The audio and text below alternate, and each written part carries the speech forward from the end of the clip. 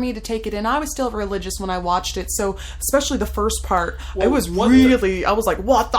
I always recommend first, because for some reason this movie leads to Zeitgeist. They're not related, but they're along that opening. I was going to say, what the bleep do you know? Okay, I watched What the Bleep Do You Know, and it was a little slow for me. But Natanhna... Okay. Be nice. Okay. Be nice okay, here. Sorry. It just seemed like the short bus kind of thing. Sorry. Okay, no, it's good. It's just more of a movie theme type of a thing, and I'm not big on movies. Well, and that's, when I watched it, I was 13. Okay, well, I was 19. Okay, it hit me hard at 13. Yeah, I mean, if I was 13, yeah. At 10 was when I started having my dreams. Mm-hmm. That's when I could not get away from whatever's going on in this tool called the mind. Mm-hmm. And it was just like, holy shit, something's wrong here. And it was funny because it's like I found out what astral travel was and out-of-bodies experiences, all these things, and I'm like, that's really what it is. Like it's that simple. Yeah. It's some of us just have that. And yeah, it's like, I don't. You feel like you're crazy because you don't. Yeah, and I mean, it's not easy. Like, I don't do it anymore because of what I didn't understand what it was. I could tell you. And what? When you go off, a lot of times, that's what I wanted to talk about earlier. You were talking about the interdimensional beings. Mm-hmm. There's this lady, she does EVPs, and what she does is she thinks she's talking to reptilians. Okay, she thinks she's talking to aliens, and as she's doing these EVPs, she's recording it, and she's replaying it backwards, and she says that she can hear them telling the truth. So they're saying one thing in front of her, or in her mind, rather. They're saying one thing in her mind, but on the EVP, it's saying something different. Has she played it? Can you hear it? I don't know. I've only listened to her talk on multiple talk shows, actually. Yeah. So it's really weird. I have EVP, electronic. No, her name. Oh. Because Eve Lorgan was somebody else. No, I don't remember. I'll find it. And I'll let you know what it is. But it made me think of something like that for one. Yeah. Well, and that's the trip too. Is it's just like, and that's why for me, plant shamanism has been my safest thing because when you use that's one thing I learned about cannabis though is it is a dead herb like tobacco, and when you use dead herbs and you're not taking from a living plant and different. Blessing it and going through that whole ritual, you don't get their life. You get a hand me down. You get the person who handed, especially when it's illegal. You get the person who handed to you's energy. You get the person who cut its energy. You get the home's energy, the environment's energy. This is why it should be legal, folks. This is just a whole nother reason why food should be legal. Why is food not legal? Why are people taking away people's herb gardens? Why are they doing that in the UK? I mean, have you heard about this? This has been going on for a few years. Wow. Being illegal to grow food in your front yard. Yeah. Being able to grow food in the hood is illegal in the sidewalks. Oh, yeah. Because grass needs to be in the sidewalks or concrete. Because transplanted grass, that's not natural to the habitat. Exactly, because they can't have healthy food to keep them healthy. You know what I learned about black people? Is that they are actually the smartest group of people in the world. The person with the most melanin in their skin, which would be darkest people, are the smartest people in the world. So it makes you wonder, let me put two and two together. Keep the man down and keep him slaved and keep him dumb and keep him uneducated and not healthy. It's interesting you say that because there's this whole concept that if you look at somebody's skull, they're different shapes. And that means different parts of the brains are more developed. And this is something they don't want you to know. They don't want you to know that the shape of the brains. There's a reason that we are developed differently, and it's because to have these different colors and these different forms of human beings is the balance in order to take care of the planet. And that's a very interesting concept, that it's a matter of not only are we maybe separate entities from other sources, and if you want to go into the spiritual sense, but on the planet, what this planet is for us all, from wherever we're from, to listen to her. And to listen to what she's telling us, because that's our job right now. We all wanted to come here and take care of this planet. And those of us who have been hurt, those of us who have been messed with by whatever external or internal or right in front of us in the physical world forces, those are the ones causing the chaos and destruction. And it's because, again, we were talking about earlier, they're not working through their problems.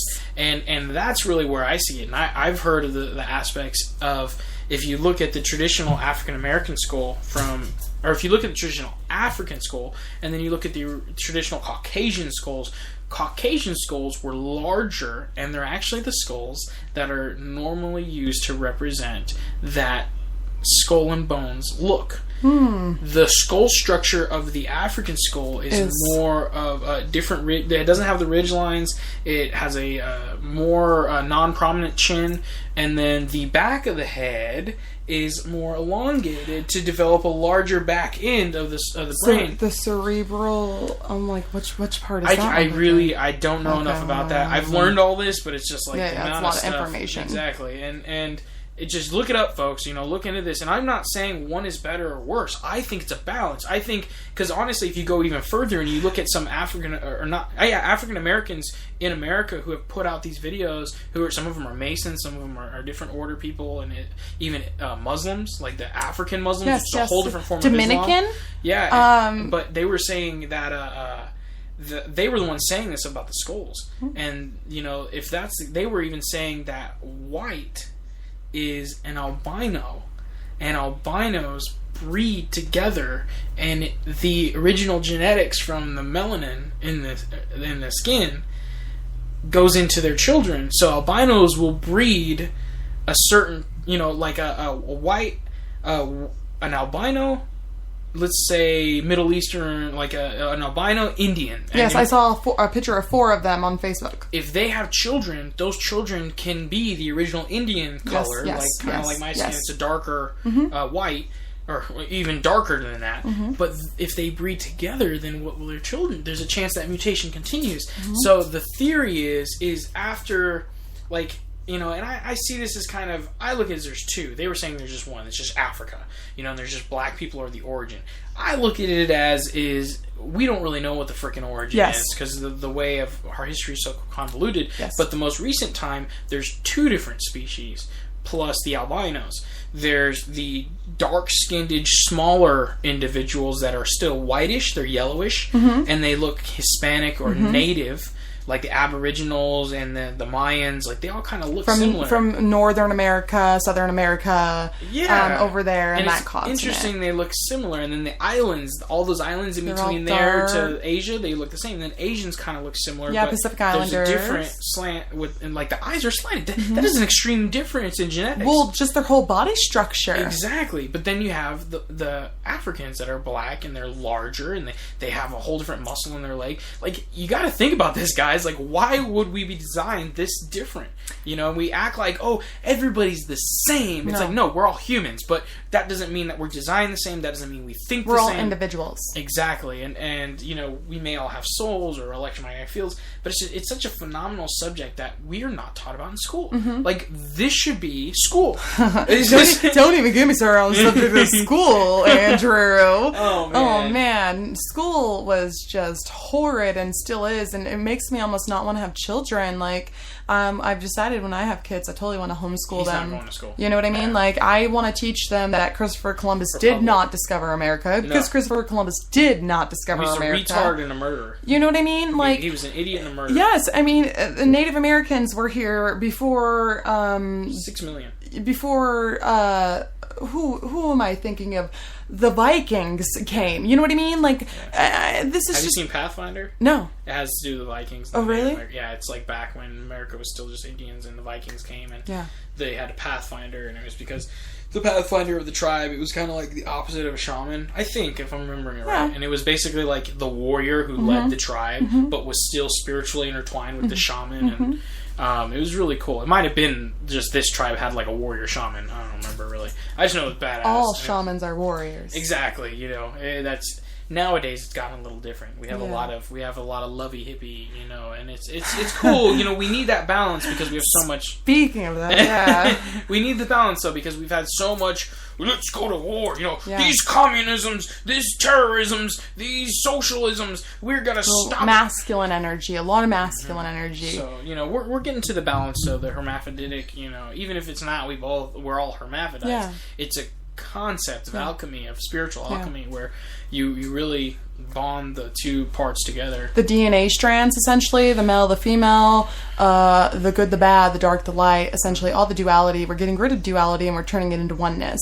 And going back to what you were saying about, having all that rage and stuff, I feel like I'm kind of right in the middle of it, because I definitely have that hippie lovey side that I want to take care of people and I want to nurture them, but I get angry. I have anxiety. I have meltdowns. I pop off on people. I will not be disrespected, and I will let you know I am not okay with you disrespecting me, because I'm a person and I have feelings and I have needs and I have feelings, and these feelings tell me what it is that's going on.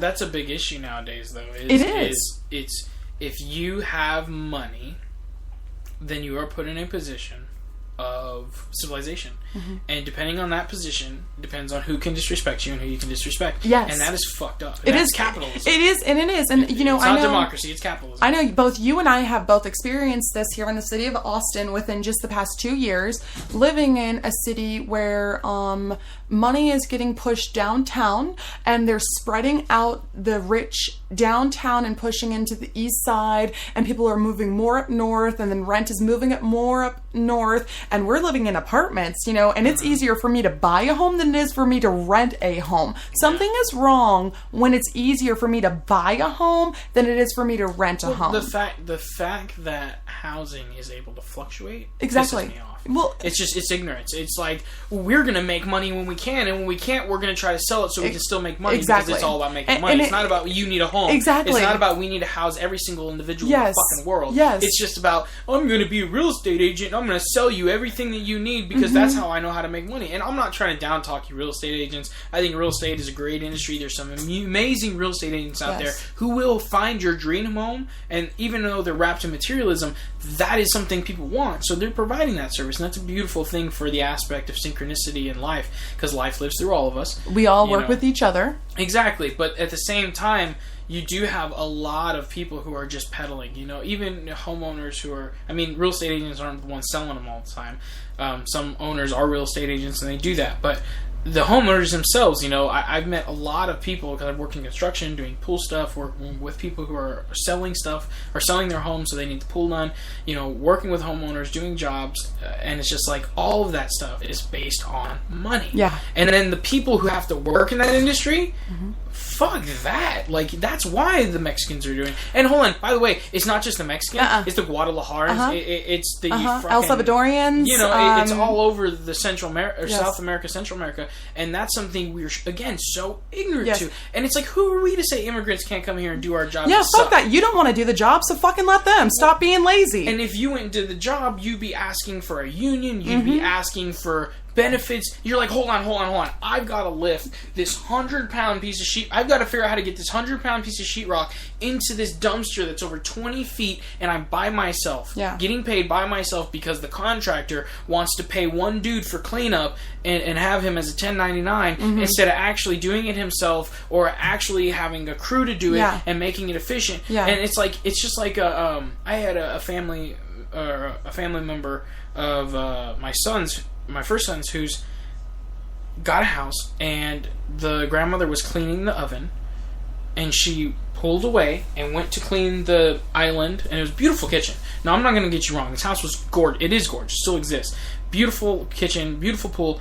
The fucking stove vent that is as wide as the fan behind you, like a regular ceiling fan, fell. Like one of those silver ones? Big, giant, like kitchen style. I know what you're talking about. Was a kitchen yeah, style one of those that do the over the range. And this grandmother is probably like 90 to 130.